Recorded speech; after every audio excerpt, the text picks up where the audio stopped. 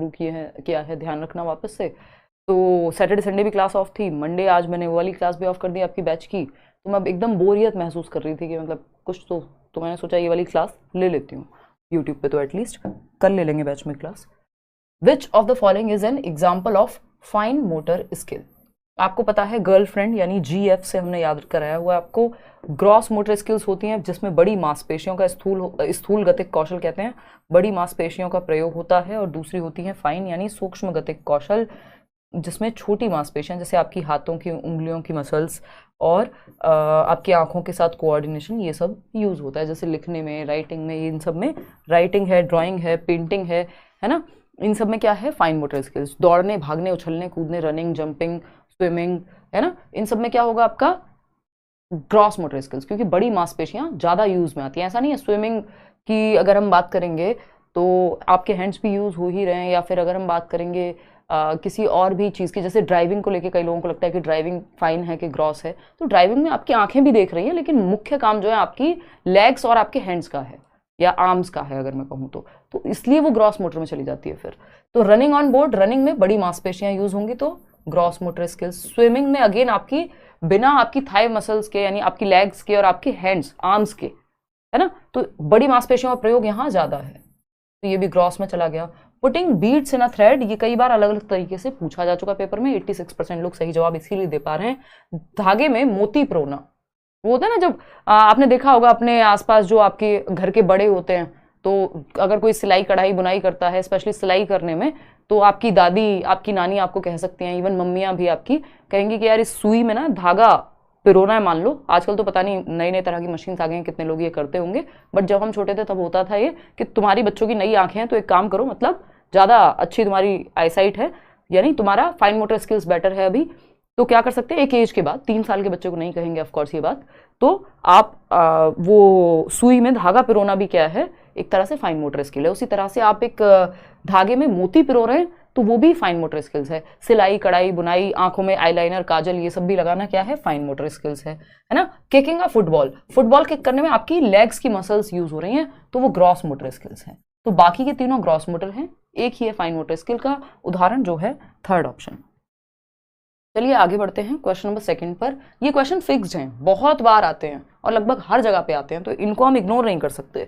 सेफेलोकॉर्डल principle of development suggest that development proceeds from, जो विकास का शीर्षगामी, शीर्ष मतलब सर की बात हो रही है, सिंपल समझ जाइए आप, शीर्षगामी यानी सेफेल, सेफेल का मतलब ही आपको बताया है ब्रेन या खोपड़ी आपकी, ठीक है ना। तो सेफेलोकॉर्डल यानी सर से पैर, ठीक है, सर से पैर, बिल्कुल सही जवाब आप लोग अपने आप दे रहे हैं, इसमें क्या ही एक्सप्लेन करें। Head to toe, head to toe यानी सर से पैर की ओर कंट्रोल जा रहा है। बच्चा पहले अपना सर संभालना सीखता है, फिर क्योंकि छोटे बच्चे फिर गर्दन संभालना सीखता है। छोटे बच्चे की गर्दन पे भी आप हाथ लगा के उसको उठाते हैं जब गोदी में भी लेते हैं, क्यों? क्योंकि अभी सर से पैर की तरफ कंट्रोल जा रहा है ना। फिर वो ये वाला पार्ट, फिर वो खड़े होना सीखेगा, फिर चलना सीखेगा, बैठना सीखेगा उससे भी पहले। तो सर से पांव की ओर जो है दिशा रहती है, ये विकास की दिशा है ना। किसकी दिशा है? डायरेक्शन ऑफ डेवलपमेंट, जिसमें 2 दिशाएं आती हैं। ये प्रिंसिपल है दिशा का, एक है सेफेलोकॉर्डल और दूसरा है आपका प्रॉक्सिमोडिस्कल, जिसको समीपस्थ दूरस्थ विकास कहते हैं, जिसको हम सेंटर टू एक्सट्रीमिटीज कहेंगे। उल्टा कर दिया उन्होंने, एक्सट्रीमिटीज टू सेंटर कुछ नहीं होता है ना, स्पेसिफिक टू जनरल कुछ नहीं होता, जनरल टू स्पेसिफिक होता है, सिंपल टू कॉम्प्लेक्स होता है। तो बाकी के 3 तो वैसे ही इतने फालतू के उदाहरण हैं कि जो पॉसिबल भी नहीं है ना। चलिए क्वेश्चन नंबर 3 पर चलते हैं और समझते हैं। सोशलाइजेशन से एक क्वेश्चन आना ही निश्चित है, फिक्स है बिल्कुल।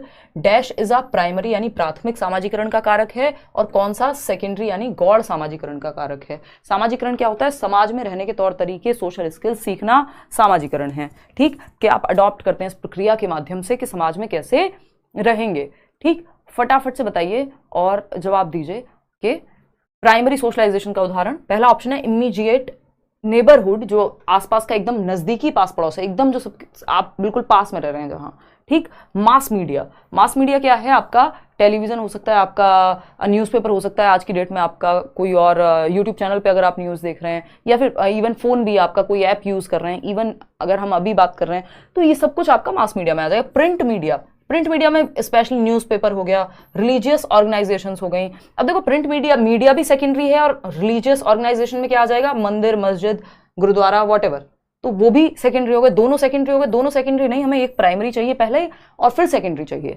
ठीक, स्कूल कभी भी प्राइमरी नहीं हो सकता, तो पहले हमको प्राइमरी ढूंढना था, ये उल्टा कर दिया, फैमिली सेकेंडरी होती है। फैमिली सेकेंडरी कैसे हो जाएगी भाई? तो पहला ऑप्शन आपको फैमिली होता, अगर ये ऐसे होता कि फैमिली पहले होती स्कूल बाद में होता तो यही सही हो जाता, लेकिन यहां नहीं हो सकता। फिर है लॉ और न्यूज़पेपर, दोनों सेकेंडरी हैं, द्वितीयक कारक हैं। प्रमुख कहना गलत होगा, यहाँ पे प्राथमिक कहें अगर हम, यानी पहला सबसे प्राइमरी एजेंट जो है सोशलाइजेशन का, जहां सबसे पहले आप समाज की दुनिया के बारे में बेसिकली जानना शुरू करते हैं कि कोई घर आए तो नमस्ते करते हैं, ये आसपास का माहौल आपका यानी परिवार होता है। लेकिन परिवार अगर ऑप्शन में ना हो, और मैंने आपको बताया हुआ है नेबरहुड की अपने आप में कोई अस्तित्व नहीं है, नेबरहुड प्राइमरी में भी चला जाता है और नेबरहुड आपका सेकेंडरी में भी चला जाता है, डिपेंड करेगा ऑप्शन पे। अगर फैमिली के साथ नेबरहुड आ जाए तो वो कई बार प्राइमरी में चला जाता है। तो इमीडिएट नेबरहुड, अगर हम गांव की बात करें तो वहां तो पूरे गांव को, आपको आसपास के सारे घरों की सारी स्टोरीज पता होती हैं, है ना, और सबको सबके बारे में पता होता है। सब आप अगर आपके पड़ोसी हैं तो आप उनको भी दादाजी बोल रहे हैं, अपने दादाजी को भी दादाजी बोल रहे हैं, तो वो एक तरह की फैमिली ही हो जाती है। तो उस केस में जो इमीडिएट नेबरहुड है वो क्या हो गया? प्राइमरी हो गया। ठीक, और क्योंकि फैमिली का ऑप्शन ही नहीं है डायरेक्ट, और मास मीडिया तो आपका जाएगा ही सेकेंडरी में, तो फर्स्ट ऑप्शन ही यहां सही बनता है। इतनी बात क्लियर है? चलें आगे। बहुत बढ़िया। क्वेश्चन नंबर 4, पियाजे के बारे में क्वेश्चन है, फटाफट से पढ़िए और जवाब दीजिए।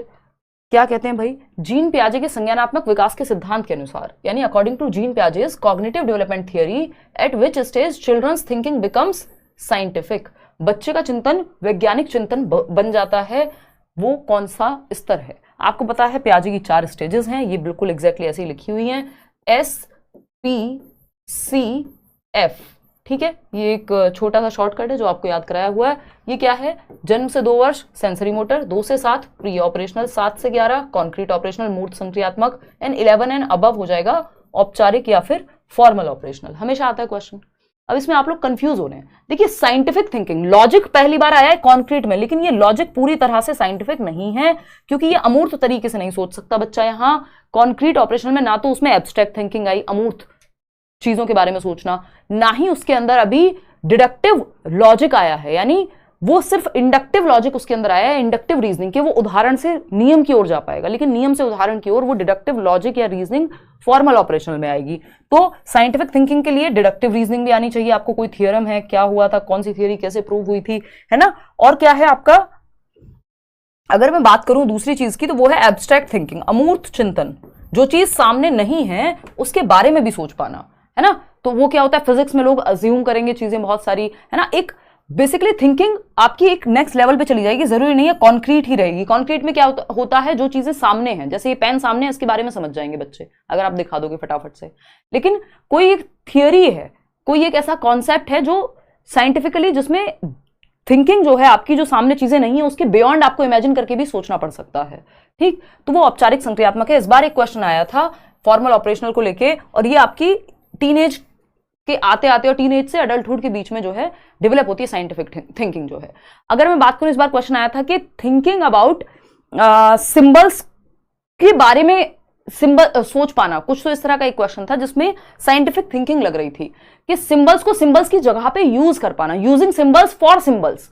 तो सिंबॉलिक थिंकिंग तो आ गया था यहाँ प्री ऑपरेशनल में, लेकिन सिंबल्स पे भी और आप सोच पा रहे हैं आगे। इसका मतलब एब्स्ट्रैक्ट थिंकिंग, अमूर्त चिंतन, जो सामने है उसके परे जाके सोच पा रहे हैं। तो थिंकिंग या फिर सिंबल्स थिंकिंग, अब कुछ तो था इस तरह का, मतलब हाँ, using symbols in the place of symbols और समथिंग, इस तरह का था कि सिंबल्स की जगह पे सिंबल्स यूज करना। मैं एग्जैक्ट वो टेक्निकल लैंग्वेज नहीं याद कर पा रही हूँ, तो वो भी फॉर्मल ऑपरेशनली था। अमूर्त चिंतन आ जाए तब भी बात यही है। आपका एक और चीज आती है, हाइपोथेटिकल डिडक्टिव रीजनिंग आ जाए तब भी आपका लास्ट स्टेज ही होगी। जीन पियाजे gave importance to dash in process of learning, पियाजे ने अधिगम की प्रक्रिया में किसे महत्व दिया है, फटाफट से बताना है। 4 एलिमेंट हैं या आपके तत्व हैं, MESE, इन्हीं 4 में से कुछ होगा। इंपॉर्टेंस, प्राइवेट स्पीच, वाइगॉस्की ने बात की है, हमसे पूछा कौन है, पियाजे, तो ये तो गलत हो गया। रिवॉर्ड पनिशमेंट की बात ना पियाजे करेंगे ना वाइगॉस्की करेंगे, क्योंकि जिस स्कूल ऑफ थॉट को ये बिलोंग करते हैं, यानी रचनावाद, वो रिवॉर्ड पनिशमेंट की बात नहीं करता। टीचर्स पर्सनैलिटी, पर्सनैलिटी से ज्यादा यहाँ पे अगर हम बात करें, टीचर की पर्सनैलिटी मैटर नहीं करेगी, टीचर का रोल इंपॉर्टेंट है ऑफकोर्स। तो ये सब सेकेंडरी हो जाएगा। इंपॉर्टेंट क्या है, बायोलॉजिकल मैचुरेशन, क्योंकि ये MESE में आपको याद होगा मैंने बताया था पहला, मैचुरेशन या जेनेटिक एपिस्टेमोलॉजी, परिपक्वता, जो हाईली रिलेटेड होती है हेरिडिटी से, यानी पियाजे आपकी बायोलॉजी को, आपके जेनेटिक्स को बहुत ज्यादा महत्व देते हैं, आपकी हेरिडिटी को बहुत ज्यादा महत्व देते हैं। वहीं अगर मैं वाइगॉस्की की बात करूं तो वो हेरिडिटी, जेनेटिक्स, बायोलॉजी को उतना महत्व नहीं देते हैं, ये उनका क्रिटिसिज्म है। ठीक, तो सिंपल बात है कि भाई आप में हेरिडिटरी क्षमता है, 11 साल से इस उम्र के चेंज होते होते आप में क्षमताएं आती जा रही हैं। कैसे? क्योंकि आपके अंदर जेनेटिक्स में वो क्षमताएं हैं। डॉग की एज चेंज होगी 11 साल में, जरूरी नहीं है उसको जो साइंटिफिक थिंकिंग आ जाएगी कुत्ते के अंदर। क्यों? क्योंकि because of genetics.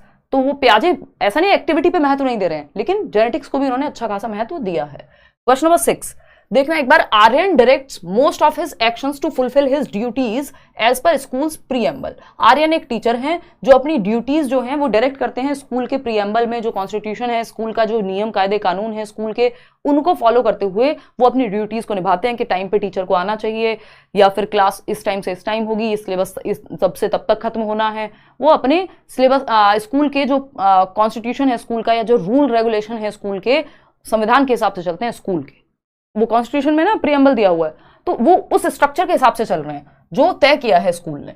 Eight which level of moral reasoning, कौन से तर्क के स्तर पे होंगे आर्यन? अगर हम कोहलबर्ग की थियोरी की बात करें कि वो जो स्कूल ने नियम कायदे कानून तय किए हैं उसके हिसाब से चल रहे हैं।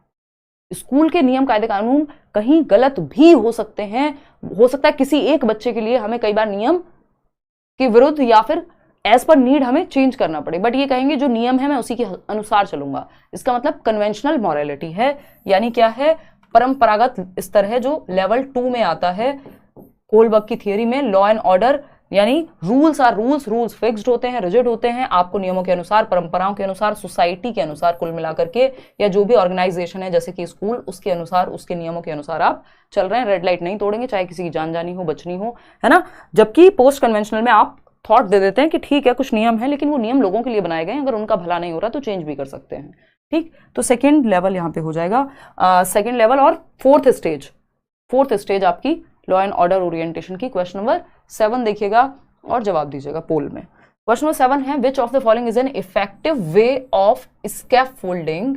इफेक्टिव वे यानी बेहतर तरीका, स्कैफोल्डिंग मचान का बच्चों के लिए when they are stuck on a problem. बच्चे किसी एक प्रॉब्लम पे फंस गए हैं, अटक गए हैं किसी एक स्टेप पे, मान लीजिए, उनको स्कैफोल्ड यानी हेल्प करने का, टेम्परेरी हेल्प को स्कैफोल्डिंग कहते हैं। कौन सा तरीका होगा? 68% लोग थर्ड ऑप्शन कह रहे हैं। चलिए बाकी ऑप्शन देख लेते हैं। डायरेक्टली आंसर बता दो, तो डायरेक्टली आंसर बताना स्कैफोल्डिंग में नहीं आता। आप हिंट देंगे, प्रॉब्लम को हाफ सॉल्व करेंगे, क्यूज देंगे, है ना। डायरेक्ट आंसर नहीं बताते, बच्चे को आंसर तक पहुंचने में मदद करते हैं, क्योंकि आपने बता ही दिया तो फिर उसको हेल्प, वो टेम्परेरी हेल्प नहीं हुई ना, आपने तो फिर उसका काम ही खत्म कर दिया। बच्चे को भी तो मौका देना सोचने का। पनिश करना ऑप्शन में ही नहीं है। Complicating the problem with irrelevant information, फालतू की इन्फॉर्मेशन दे दो, बच्चा ए पूछ रहा हो आप डी की बात करो, है ना, तो वो बेकार की बात हो जाएगी। प्रोवाइडिंग हाफ सॉल्व सॉल्यूशंस, आपने देखा होगा टीचर्स कई बार, मान लो बच्चा 2 स्टेप पे अटक गया तो वो तीसरा स्टेप सॉल्व कर देते हैं, फिर वो आगे का क्वेश्चन खुद से सॉल्व कर लेगा। तो यही स्कैफोल्डिंग है कि मदद दे दी, लेकिन अस्थायी मदद, जिसकी बात वाइगॉस्की कर रहे हैं अपनी थियोरी में। क्वेश्चन नंबर 8 देखिएगा, और फिर से अगेन वाइगॉस्की से ही क्वेश्चन देख रहे हैं आप, 3 क्वेश्चन एक सेट में। क्वेश्चन नंबर 8 कहता है, टू एनहेंस कॉग्निटिव डेवलपमेंट लेव वाइगॉस्की एडवोकेटेड फॉर। वाइगॉस्की किस चीज की विवेचना करेंगे या किस चीज के साथ जाएंगे अगर संज्ञानात्मक विकास, बच्चे के दिमाग के विकास को बेहतर करना है तो, है ना, उसकी सोचने समझने की शक्ति को। देखो एक्सपोजिटरी टीचिंग जो होती है, बच्चे के दिमाग में भर दिया आपने कुछ डायरेक्टली, ये ना पियाजे कहेंगे ना वाइगॉस्की कहेंगे, ये चाइल्ड सेंटर्ड है ही नहीं, बच्चे को सेंटर में नहीं रखा जा रहा, तो ये तो गलत है। स्टिमुलस रिस्पॉन्स की बात कोई भी नहीं करेगा जो भी बच्चे के पक्ष में है, क्योंकि उसमें आदत डलवाने वाली बात होती है। बच्चे को पैसिव रखा नहीं जा सकता कि वो बस 2 एकम 2 2 दूनी 4 आपने रट्टे लगवा दिए उसको, है ना, नहीं। असिस्टेड लर्निंग, बच्चा एक ही जगह पे एक्टिव है, जहां एक्टिव है बच्चा वो बेहतर ऑप्शन है। समर्थित अधिगम, यानी कोई, इसको 2 तरीके से किया जा सकता है, या तो टीचर असिस्ट करे जहां जरूरत है, बच्चे के दोस्त भी उसको मदद कर सकते हैं, असिस्ट कर सकते हैं, है ना। वर्ड होता है ना असिस्टेंट, वर्ड हम यूज करते हैं पर्सनल असिस्टेंट, कोई किसी का पीए है तो वो क्या कर रहा है, हेल्प ही तो कर रहा है व्यक्ति को उस काम में, ठीक है ना। तो ये टीचर हेल्प कर सकते हैं, असिस्टेंस मिल सकती है टीचर से। पीयर्स, बच्चे के साथी समूह, कोई दोस्त हेल्प कर सकता है किसी क्वेश्चन पट के, तो बेसिकली उसको असिस्टेंस मिलेगी। असिस्टेड लर्निंग की बात पियाजे वाइगॉस्की करते हैं, पियाजे नहीं है सच, ठीक है। चलिए खैर क्वेश्चन नंबर 9 पे चलेंगे। प्रोग्रेसिव एजुकेशन पे क्वेश्चन है, जॉन डुई को याद कीजिए। Child centred and progressive education chapter है आपका। प्रगतिशील शिक्षा, लर्निंग बाय डूइंग, करके सीखना, बच्चा सेंटर में है। प्रेजेंट लाइफ के लिए बच्चा सीखता है। यहाँ पे एजुकेशन इज लाइफ इटसेल्फ, ये कहा है प्रोग्रेसिव एजुकेशन में जॉन डुई ने कि जो शिक्षा है वो जीवन है या वर्तमान जीवन के लिए सिखाइए, है ना। और प्रेजेंट लाइफ के लिए सीखेगा बच्चा, यहाँ पे वर्तमान जीवन के लिए, ठीक। जो भी सोशल प्रॉब्लम्स हैं उन सबको सॉल्व कर पाएगा, ग्रुप में सीखेगा। बच्चा एक्टिव हुआ कुल मिलाकर के, स्टूडेंट्स एक्टिवली पार्टिसिपेट या students as active participants in knowledge construction, बात सही है। Teachers as the foremost source of knowledge, नहीं, बच्चा और टीचर दोनों एक्टिव हैं तभी चाइल्ड सेंटर्ड है। स्टूडेंट्स पैसिव हैं, बच्चों को पैसिव आप नहीं रख सकते, बच्चों को एक्टिव रखना है। पैसिव का मतलब है बस वो बैठा हुआ है, चाहे नींद आ जाए पीछे सो जाए, वो बच्चे को आप इन्वॉल्व नहीं कर रहे हैं। Text books irrelevant in the process of knowledge construction, जो किताबें हैं वो नॉलेज की कंस्ट्रक्शन में रेलिवेंट नहीं है, ऐसा नहीं है, टेक्स्ट बुक भी इंपॉर्टेंट है, उनकी अपनी भूमिका है। तो इंपॉर्टेंट क्या है यहाँ पे कि जहाँ बच्चा एक्टिव है, सिंपल जवाब। आगे बढ़ेंगे क्वेश्चन नंबर 10 पर। क्वेश्चन नंबर 10 क्या कहता है भाई, फटाक से देखेंगे। क्वेश्चन नंबर 10 कहता है Ashima is popular among her friends for her high ability to read the moods and motivations of others.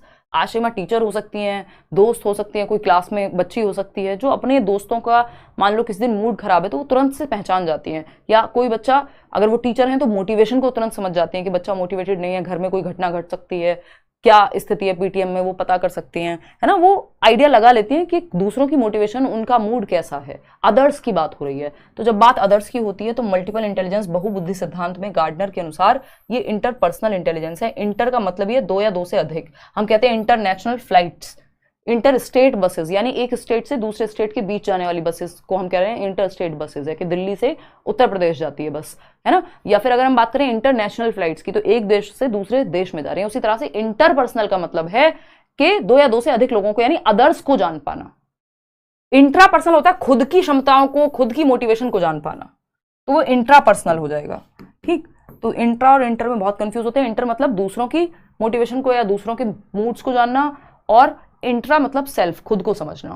Question number 11, 8 प्रकार की बुद्धि गार्डनर ने बताई है। असर्शन यानी कथन और इसका कारण, फटाफट से देखते हैं। अ teacher should include project works, group tasks, discussions and debates among students in teaching learning process. एक अध्यापक को शिक्षण अधिगम प्रक्रिया में बच्चों को ग्रुप वर्क देना चाहिए, समूह कार्य, परियोजना वर्क। प्रोजेक्ट मेथड की अगर हम बात करें तो ये दिया था आपके W.H. किलपैट्रिक ने, और ये प्रोजेक्ट मेथड प्रैग्मेटिज्म यानी जॉन डुई जो प्रोग्रेसिव एजुकेशन की बात करते हैं उन्हीं से इंस्पायर्ड है कहीं ना कहीं। तो बच्चे यहाँ एक्टिव रहते हैं प्रोजेक्ट मेथड में, ग्रुप में कोई प्रोजेक्ट पे काम करते हैं, ठीक है। ग्रुप मेथड अपने आप में ग्रुप हो गया, चर्चाएं कर रहे हैं, वाद विवाद चल रहा है, यानी बच्चे एक्टिव हैं, ठीक। तो ये तो सही है, ऐसा करना चाहिए, बच्चों को एक्टिव रखना चाहिए। लर्निंग, रीजन क्या है इसका, learning is independent to socio cultural context of students, यानी जो अधिगम है, जो सीखना है, वो विद्यार्थियों के समाज और संस्कृति यानी आसपास के माहौल से कोई फर्क नहीं पड़ता उस पर।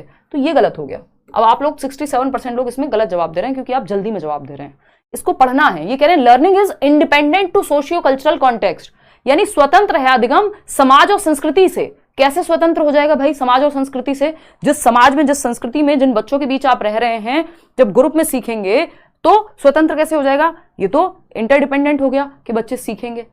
ये कह रहे हैं कि सोसाइटी और कल्चर का कोई इंपैक्ट नहीं है, जबकि वाइगॉस्की कह रहे हैं जबकि अगर रचनावाद की बात करें या सोशल कंस्ट्रक्टिविज्म की बात करें या चाइल्ड सेंटर्ड एजुकेशन की बात करें तो वो ग्रुप बना करके सोसाइटी में बच्चों को एक्टिव रखने की बात करेंगे, प्रोजेक्ट मेथड ग्रुप बना के बच्चों को सिखाने की बात करेगा। और ये कह रहे हैं इसलिए प्रोजेक्ट मेथड से या ग्रुप में सिखाओ बच्चों को क्योंकि लर्निंग पे तो समाज और संस्कृति का कोई प्रभाव नहीं पड़ता। तो ये बात तो इसके साथ जा ही नहीं रही, ये बात तो गलत हो गई कि प्रभाव नहीं पड़ता।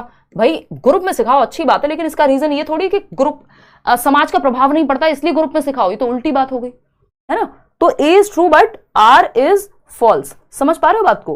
तो ऐसी गड़बड़ नहीं करनी है। अभी भी 57% लोग लगे हुए हैं इसी जवाब को देने में कि फर्स्ट ही सही है, 33% लोग सिर्फ जवाब सही दे रहे हैं यहाँ पे। चलिए खैर आगे बढ़ते हैं। भाई आर तो गलत है ना, ए सही है, रीजन तो गलत है अपने आप में भी गलत है वो बात, और यहाँ जो कथन था उसके अनुसार भी गलत है। ये आप एक बार पढ़ के जवाब दो, मैं थोड़ा दो बूंद जिंदगी की फटाफट से आंसर करूं। अब मैं थोड़ा एक्सप्लेन कम करूंगी क्योंकि मुझे हो रही है थोड़ी वीकनेस फील।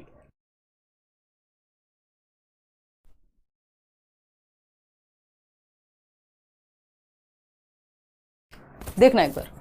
क्वेश्चन नंबर 12 है boys are good at mathematics, लड़के गणित में अच्छे होते हैं, and girls are good at music and dance. और लड़कियां जो है डांस में अच्छी होती हैं। अब कई लोगों को लग रहा होगा बड़ी सही बात है, हाँ ऐसा ही तो होता है। ये एक रूढ़िबद्धता है, ये एक स्टीरियोटाइप है, एक धारणा है जो सही नहीं है, जो साइंटिफिक नहीं है, जिसमें लॉजिक नहीं है।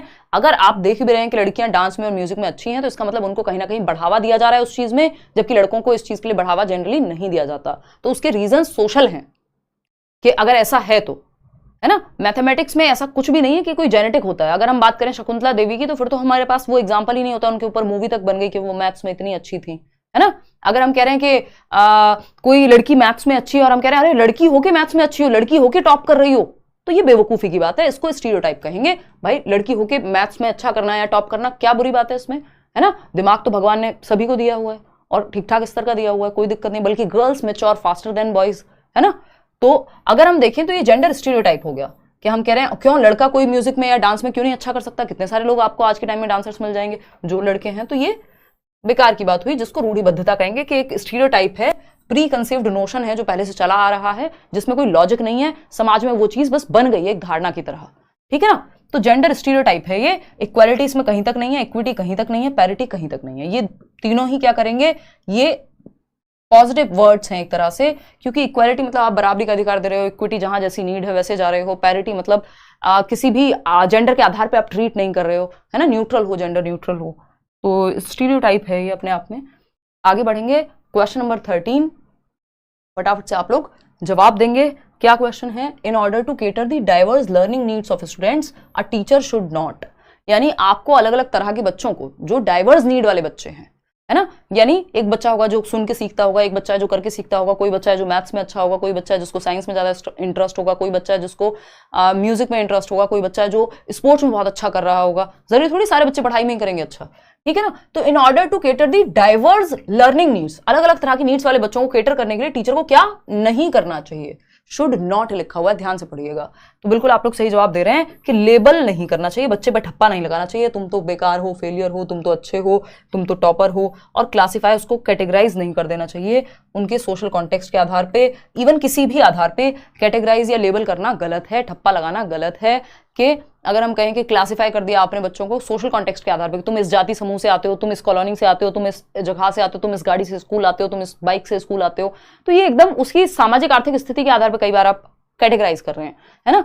तो ये गलत बात है, ठीक। Present the content in various ways, हाँ मल्टीपल तरह से पढ़ाइए। सेल्फ रेगुलेशन स्किल, बच्चा खुद ही जांच पाए कहाँ गलती हो रही है। मास्टरी ओरिएंटेशन की, वो नंबर से ज्यादा लर्निंग पे फोकस कर पाए। लेकिन यही बात गलत है, और जो गलत है वही सही है, क्योंकि पूछा ही गलत था, फोर्थ ऑप्शन। आगे बढ़ेंगे, कोई पूछ रहा है कि बाकी की 3-4 क्लासेस कहाँ देखें इस सीरीज की, और इवन सीटेट के लिए जितनी भी क्लासेस हुई है, प्लेलिस्ट बनी हुई है सीटेट जुलाई 2024, हिमांशु सिंह डालेंगे तो वो पूरी प्लेलिस्ट आपके सामने आ जाएगी, या लेट्स लर्न पे जाकर के आप देख सकते हैं, मतलब यूट्यूब पे ही। Dash is not an effective mode of assessment, आकलन करने का सही तरीका नहीं है, नॉट लिखा हुआ है। To understand the learning gaps during the activity, कोई एक्टिविटी कर रहे हैं बच्चे, कुछ पढ़ रहे हैं, किसी चैप्टर को समझा है, और लर्निंग गैप्स यानी कमी कहाँ रह गई है बच्चे की, जानने का सही तरीका नहीं है, नॉट पूछा है हमसे। तो कौन सा तरीका सही नहीं है, assessment based on standardised test, या फिर फॉर्मेटिव असेसमेंट, बच्चा यहाँ एक्टिव होगा फॉर्मेटिव असेसमेंट में, ये तो सही तरीका है। पीयर असेसमेंट में भी बच्चा एक्टिव होगा, अपने सहपाठियों के साथ एक दूसरे से क्वेश्चन पूछ रहा है, कोई एक्टिविटी कर रहा है। सेल्फ असेसमेंट, खुद को जांचने में भी, ये भी अच्छी बात है। लेकिन बाकी के 3 ऑप्शंस के हिसाब से assessment based on standardised test, जरूरी नहीं स्टैंडर्डाइज्ड टेस्ट जहां भी आए वो गलत ही होगा, है ना। बाकी स्टैंडर्डाइज्ड इंस्ट्रक्शन हाँ गलत होता है, नेगेटिव होता है, लेकिन स्टैंडर्डाइज्ड टेस्ट गलत नहीं है, एनआरटी सीआरटी इसमें आता है, लेकिन इसमें कमी है। वो कमी क्या है मैंने आपके साथ डिस्कस की हुई है बैच में भी और यहाँ पे भी, कि स्टैंडर्डाइज्ड टेस्ट जो मानकीकृत परीक्षण है वो बड़ी पॉपुलेशन के लिए बनाए जाते हैं, जैसे यूपीएससी का एग्जाम, जैसे सीटेट का एग्जाम, जैसे बोर्ड का एग्जाम, यानी जिसमें लाखों लोग पार्टिसिपेट कर रहे हैं। तो वो किसी इंडिविजुअल की नीड को ध्यान में रख के नहीं बनाया गया है, तो गैप का पता ही नहीं लगेगा कि आप में क्या कमी है। तो ये डायग्नोसिस के लिए नहीं है कि पता लगाया जा सके, ये तो सीधा आपको जजमेंट दे देगा कि इतना % आपने अचीव किया, पास हुए या फेल हुए। तो ये नेगेटिव है, ये इफेक्टिव मोड नहीं है कि आप बच्चों की लर्निंग गैप को जान पाए। ये तो सिंपल आपको परसेंटेज बता देगा कितना लर्निंग आउटकम रहा। ठीक, गैप जानना है तो ये सब कर लो, फॉर्मेटिव असेसमेंट कर लो, कोई आप चेकलिस्ट बनवा लो, कुछ पोर्टफोलियो बना लो, है ना, खुद से बच्चे का आकलन कर लो।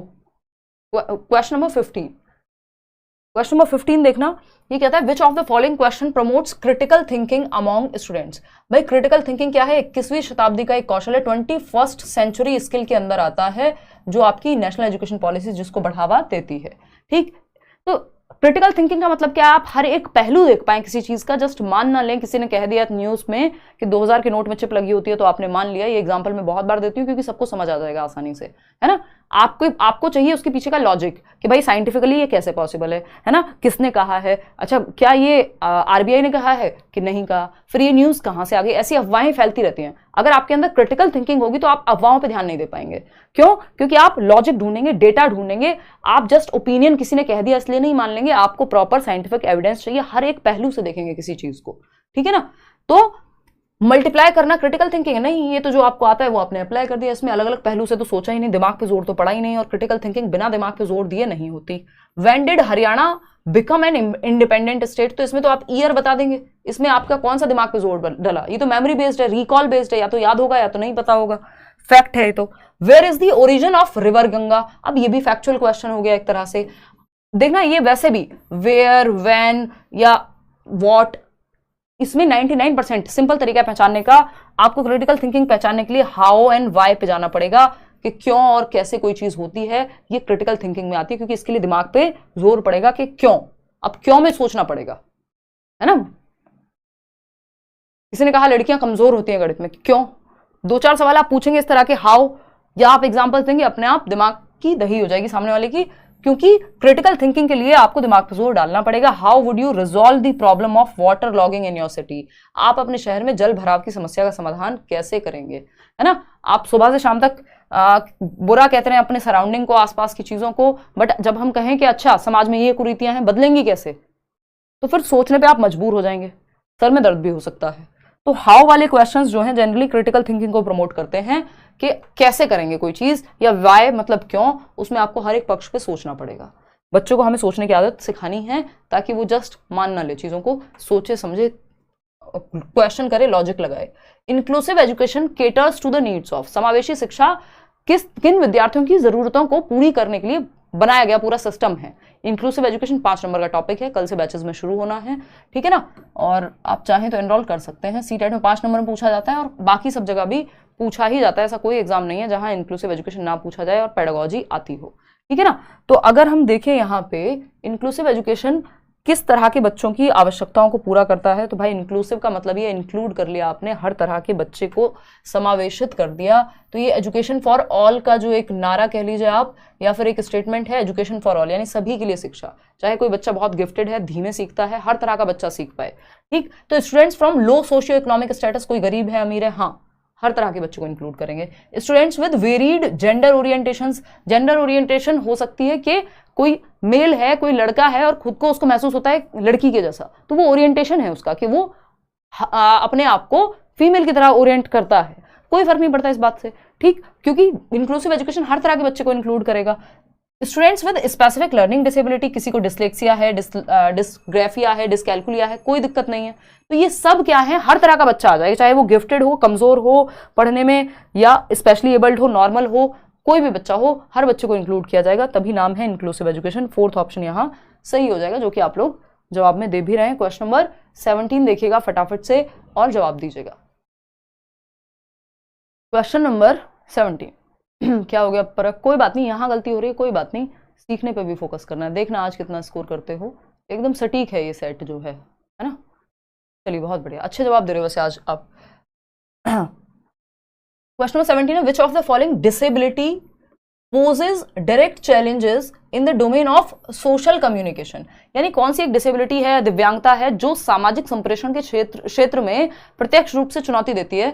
यानी अगर किसी को ये डिसेबिलिटी होगी तो वो सोशल कम्युनिकेशन, लोगों से बातचीत करना, घुलना मिलना, इन सब में दिक्कत उसको आएगी ही।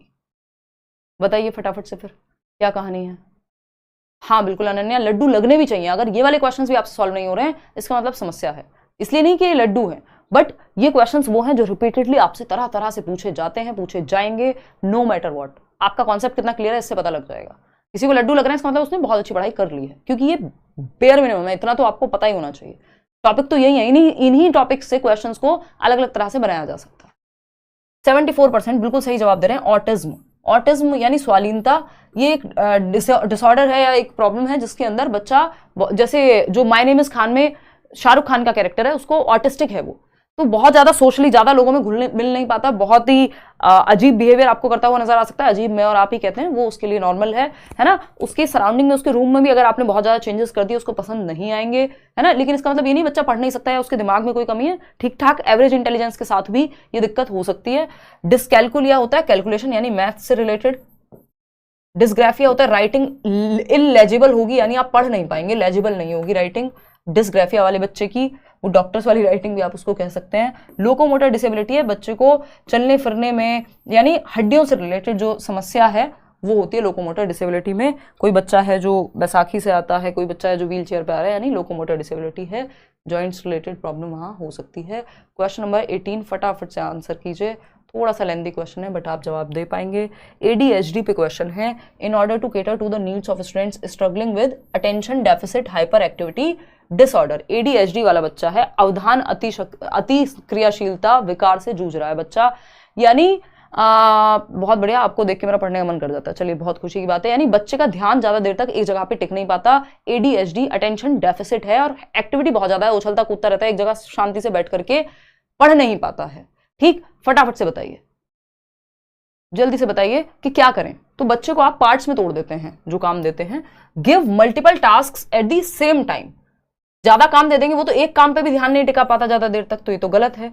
Minimise the distractors in the surrounding, distraction को कम से कम कर दीजिए, ताकि बच्चे का अटेंशन पहले ही बहुत जल्दी डिस्ट्रैक्ट होता है, और अगर ज्यादा डिस्ट्रैक्टर हैं आसपास माहौल में, है ना, कि शोर भी मच रहा है, क्लास के आसपास बहुत शोर भी है, बच्चे परेशान भी कर रहे हैं एक दूसरे को, कोशिश करनी है कि उसको डिस्ट्रैक्शन कम से कम हो बच्चे को, क्योंकि अटेंशन में उसकी वैसे ही कमी होती है। असाइन, आप खुद देख लीजिए ना, अगर आपका ध्यान नहीं लग पा रहा होता तो आप अगर फोन को भी साथ में रखेंगे और हर 2 मिनट पे फोन खोल के देखते रहेंगे पढ़ते समय, तो आपका अटेंशन की दिक्कत होगी। डिस्ट्रैक्टर्स को क्या करना होगा, साइड करना होगा उतनी देर के लिए, कि 25 मिनट का टाइमर लगा दिया, 5 मिनट के लिए फोन देख लेंगे अगर मन किया तो 25 मिनट तो पढ़ेंगे, तो डिस्ट्रैक्शन को हटा दिया उस देर उतने टाइम के लिए। Assign assignments that require long duration, नहीं, इनको ज्यादा लंबी ड्यूरेशन का काम नहीं देना होता कि 2 घंटे का 5-5 मिनट में तोड़ दो आप, क्योंकि ज्यादा देर तक ये ध्यान केंद्रित नहीं कर पाते। Assign task which require passive listening, passive नहीं एक्टिव लिसनिंग चाहिए, पैसिव में तो फिर बच्चे का ध्यान टिकेगा ही नहीं, वो वैसे ही उछल कूद करता रहता है ADHD वाला बच्चा। क्वेश्चन नंबर 19 देखिएगा, ये कहता है which of the following provision should be ensured for successful inclusion of students with locomotor disabilities. Locomotor, motor का मतलब ही है चलना फिरना, तो अगर हम देखें रागिनी, तो चलने फिरने का मतलब यहां पे क्या है, बच्चे को कुछ हड्डियों से रिलेटेड प्रॉब्लम हो सकती है ना। मतलब अगर हम बात करें तो बच्चे को मोबिलिटी में, एक जगह से दूसरी जगह जाने में, उसके जॉइंट्स में प्रॉब्लम हो सकती है, लोकोमोटर डिसेबिलिटी में वो आएगा। ठीक, तो लोकोमोटर डिसेबिलिटी वाले बच्चे को कैसे इंक्लूड करेंगे, ramps and lifts to make building accessible, जो बिल्डिंग है आपकी स्कूल की उसको एक्सेसिबल बनाइए, लिफ्ट्स वगैरह लगवा दीजिए अगर हो सकता है तो, नहीं तो रैंप बनवा दीजिए एटलीस्ट। और दिल्ली के बहुत सारे स्कूल्स में रैंप्स हैं, है ना, कि सीढ़ियों की बजाय, क्योंकि एक बच्चा है जो बैसाखी से स्कूल आता है, जो व्हील चेयर से स्कूल आता है, या जिसको पैर में दिक्कत है बाय डिफॉल्ट, तो वो सीढ़ियों से चढ़ना उसके लिए प्रॉब्लमेटिक हो सकता है। या तो ग्राउंड फ्लोर पे क्लास लगवाइए या फिर रैंप बनवा दीजिए, ताकि नॉर्मल जो बच्चा है जो चलने फिरने में जिसको दिक्कत नहीं है वो भी जा सके, और ये वाला बच्चा जिसकी व्हील चेयर है मान लीजिए, तो उसकी व्हील चेयर भी जा सके। तो इसमें इंप्रूवमेंट की जरूरत है, क्योंकि हम सिस्टम में चेंज करते हैं ना कि बच्चे में, इंफ्रास्ट्रक्चर में चेंज होगा स्कूल के, ना कि बच्चे को तो चेंज नहीं कर सकते अगर कोई दिक्कत है तो। फ्रिक्वेंट चेंज कर दीजिए सिटिंग अरेंजमेंट, नहीं उससे उसको दिक्कत होगी। टॉप फ्लोर पे बिठाइए, जब उसको तो ग्राउंड फ्लोर देना चाहिए आपको, आप कह रहे हैं टॉप फ्लोर पे बिठाइए, है ना। Designing activities require frequent mobility, नहीं, ज्यादा चलने फिरने की एक्टिविटीज में उसको इन्वॉल्व मत कीजिए, उसको ऑलरेडी ही दिक्कत है, थोड़ा बहुत इन्वॉल्वमेंट आप रख सकते हैं। क्वेश्चन नंबर 20 है, स्टूडेंट्स विद गिफ्टेडनेस, वो बच्चा जिसका IQ मान लीजिए 120-140 प्लस है ना। इंडियन कॉन्टेक्स्ट में हम कहते हैं 130 के आसपास भी IQ है तो गिफ्टेड है।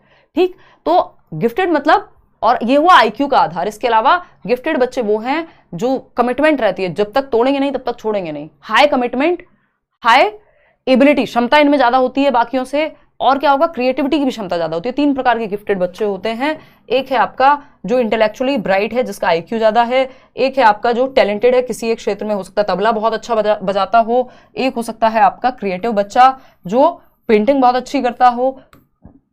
भाई सचिन तेंदुलकर को भी तो हम गिफ्टेड ही कहेंगे ना, तो वो टैलेंटेड है, कोई विशेष टैलेंट है उनमें। MF हुसैन बहुत अच्छी पेंटिंग करते हैं, क्रिएटिव है। जो एकेडमिक्स में अच्छा है, जिसको हम इंटेलेक्चुअली ब्राइट कह रहे हैं, है ना, तो हम उसको भी गिफ्टेड ही कहते हैं। तो कैसे करेंगे? Take long time in learning new concept, नहीं ये जल्दी सीख जाते हैं, ज्यादा समय नहीं लेते। Find it difficult to retain learning, नहीं इनकी मेमोरी भी अच्छी होती है, याद रख पाते हैं चीजें। Can not search for relationships between सब कॉन्सेप्ट्स, नहीं चीजों को रिलेट कर लेते हैं कॉन्सेप्ट को दूसरे कॉन्सेप्ट से।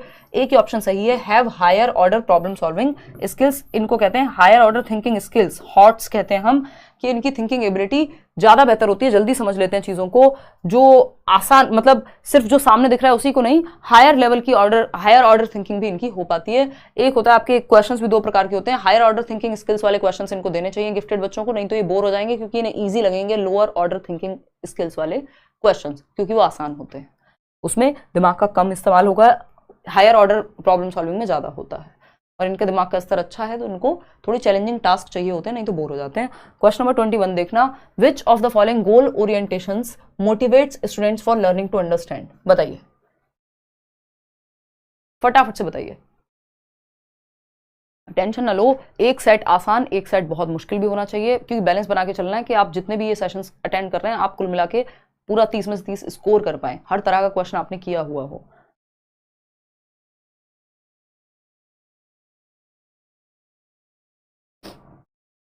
जवाब दीजिएगा। क्वेश्चन नंबर 21 है, which of the following goal orientation, 3 प्रकार की गोल ओरिएंटेशन होती है, अभी मैं आपको दिखा भी दूंगी, है ना। Mastery motivates students for learning to understand, यानी सीखने हेतु अभिप्रेरण, कि बच्चे समझने के लिए सीख रहे हैं, कि उनको कोई टॉपिक पढ़ना है क्योंकि उन्हें समझ में आ जाएगा, कोई चैप्टर पढ़ रहे हैं क्योंकि समझ में आएगा, आज आप ये क्लास अटेंड करने आए क्योंकि कुछ नया सीखने को मिलेगा, या फिर आपके जो कॉन्सेप्ट्स हैं वो और क्लियर होंगे।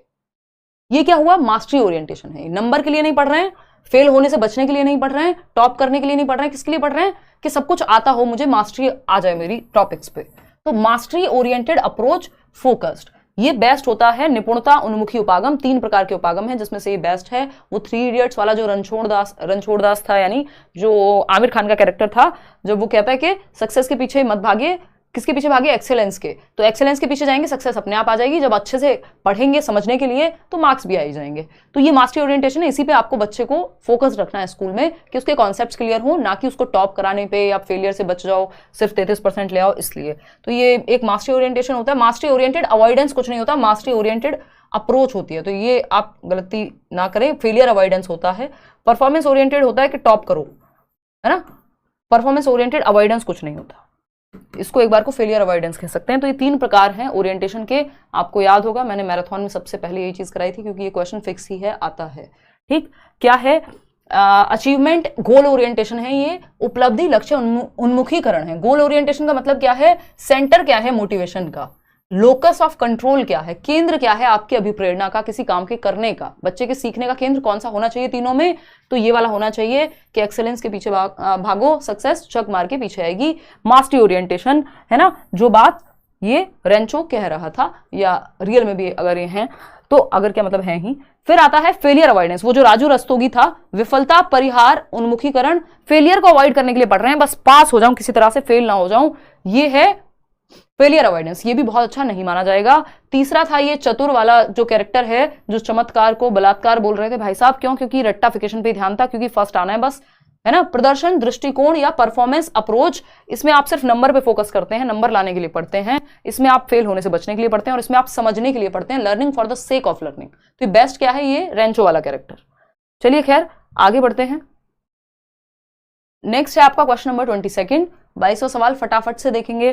क्या कहता है भैया? Which of the following is the correct match of emotion likely to be experienced in by the students specified context.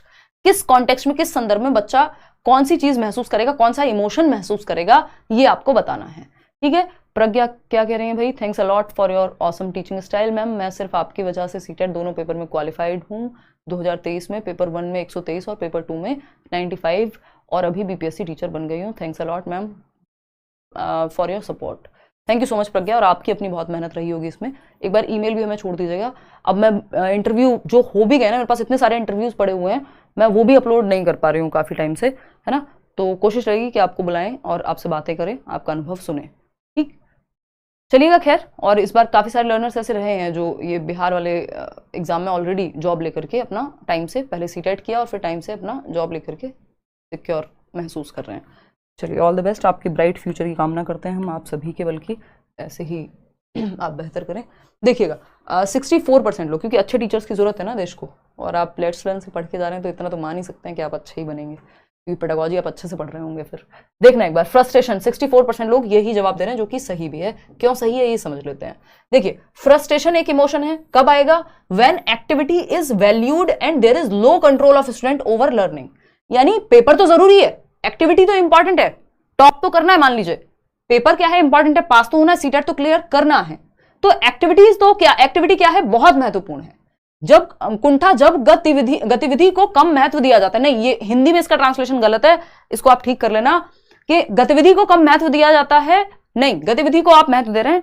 हमारे यहाँ जो है इलेक्ट्रिक कट है, और अगर आ गया तो यहीं से कंटिन्यू कर देंगे, 8 सवाल आपके रहते हैं। इसमें बेसिकली ये था कि जब आप एक्टिविटी को बहुत वैल्यू दे रहे हैं, एक्टिविटी क्या है आपकी, एक्टिविटी है आपका एग्जाम, लेकिन आपका कंट्रोल कम है उस सिचुएशन पे, यानी आप सीखने पे उतना ध्यान नहीं दे पा रहे हैं, तो फ्रस्ट्रेशन आएगी ही आएगी। आपको समझ नहीं आ रहा कहां से पढ़ूं, कितना पढ़ूं, कौन पढ़ाएगा, कौन सी किताब पढ़ूं, तो फिर फ्रस्ट्रेशन आती है, क्योंकि इंपॉर्टेंट है एक्टिविटी आपके लिए, पेपर आपके लिए इंपॉर्टेंट है, लेकिन वो जो एक्टिविटी है उस पर कंट्रोल आपका नहीं है, आपको ये नहीं पता जाना किधर है, तो फ्रस्ट्रेशन आएगी। फिर हिंदी में वो ट्रांसलेशन गड़बड़ है, या तो भाई एक आध मिनट में जो है हमारे यहाँ इलेक्ट्रिसिटी आ जाएगी वापस से, नहीं तो फिर आज की क्लास को यहीं समाप्त करना पड़ेगा। वैसे तो 8 क्वेश्चंस आपके रहते हैं, और आप लोग लाइक शेयर इतने कर दीजिए, यही सब काम निपटाइए, क्योंकि क्या करें फिर, इतने बैठ के मूंगफली तो छील नहीं सकते हैं। इतने में आप लोगों के कमेंट्स पढ़ लेती हूँ कि आप क्या कह रहे हैं। मतलब क्लास लो हिम्मत करके तो कुछ ना कुछ हो ही जाता है ना। मे भी नोटिफिकेशन नहीं आती है। ये अभी टाइम भी हमने चेंज किया है, बीच में क्लासेस में भी गैप होता रहता है, तो आप एक बार 7 बजे अब खुद से ही एक बार देख लिया कीजिए। 9 बजे से टाइम कर दिया 7 बजे, ताकि मैं भी टाइमली फ्री हो जाऊँ। मैम आप CDP में गॉड गिफ्टेड हैं, आज का सवाल थोड़ा आसान है चैम्पवासी, क्योंकि ये वो क्वेश्चंस हैं जो रिपीटेडली पूछे गए हैं, है ना। नहीं तो मैं कुछ क्वेश्चंस कई बार आपको दिखता ही है कि जो बाकी आपके वो रहे, मुझे समझ आ रहा है कि आप लोग बहुत तुर्रम हो गए हैं आजकल, पूरा अपने सारे मैराथन वगैरह सब ले लिए हैं। अगली बार से मैं कुछ क्वेश्चंस मुश्किल भी रखूंगी अगर आपको ऐसा लग रहा है, लेकिन ये questions as it is paper में आ सकते हैं, आए हैं बेसिकली। इनमें से ज्यादातर क्वेश्चंस पूछे जा चुके हैं ऑलरेडी, ये टॉपिक्स रिपीट होने ही होने हैं। कोई कह रहे हैं इन्वर्टर नहीं लगवाए हैं, इन्वर्टर नहीं लगवाए होते तो ये कैसे आप देख पा रहे होते। हाँ, ये बोर्ड जो है ये इन्वर्टर से चल नहीं पाता है ना, इसके लिए जनरेटर लगवाना पड़ेगा। आप चाहते हैं एनवायरनमेंट को नुकसान पहुंचाएं हम, दिल्ली में बिजली जाती नहीं है, कभी जाती है तो अब देख लीजिए फिर आप, यही होता है ना। तो खैर इन्वर्टर लगवाए हैं, अब देखिए नए स्टूडियो में शिफ्ट होंगे, वहां देखेंगे कुछ तो जुगाड़ करेंगे कि बोर्ड भी जो है चल पाए बिना इलेक्ट्रिसिटी के भी, है ना। चलिए खैर एक काम करते हैं, एक अच्छा क्वेश्चन थे 2-3, मतलब लास्ट में मैं ये चाह रही थी कि इलेक्ट्रिसिटी आ ही जाए तब हम ये कंटिन्यू कर पाए। 8 सवाल और थे, नहीं तो ये सेट कंप्लीट नहीं हो पाएगा। चलिए हो सकता है जैसे मैं ये क्लास बंद करूँ आ जाए, कोई भरोसा नहीं है ना, छोटा मोटा कट होता है कई बार। तो एक काम करते हैं,